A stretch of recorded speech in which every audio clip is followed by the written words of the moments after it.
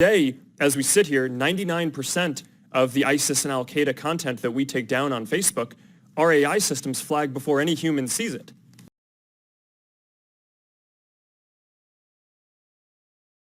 As we discussed in my office yesterday, the line between legitimate political discourse and hate speech can sometimes be hard to identify, and especially when you're relying on artificial intelligence and other technologies for the initial discovery. Can you discuss what steps that Facebook currently takes when making these evaluations, the challenges that you face, and any examples of where you may draw the line between what is and what is not hate speech? Yes, Mr. Chairman. I'll speak to hate speech, and then I'll talk about enforcing our content policies more broadly. So actually, maybe if you're okay with it, I'll go in the other order.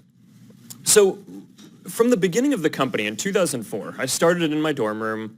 It was me and my roommate. We didn't have AI technology that could look at the content that people were sharing. So we basically had to enforce our content policies reactively. People could share what they wanted, and then if someone in the community found it to be offensive or against our policies, they'd flag it for us and we'd look at it reactively. Now, increasingly, we are developing AI tools that can identify certain classes of bad activity proactively and flag it for our team at Facebook. By the end of this year, by the way, we're going to have more than 20,000 people working on security and content review, working across all these things. So when content gets flagged to us, we have those people look at it, and if it violates our policies, then we take it down. Some problems lend themselves more easily to AI solutions than others. So hate speech is one of the hardest, because determining if something is hate speech is very linguistically nuanced, right? You need to understand what is a slur and whether something is hateful, not just in English, but the majority of people on Facebook use it in languages that are different across the world. Contrast that, for example, with an area like finding terrorist propaganda, which we've actually been very successful at deploying AI tools on already.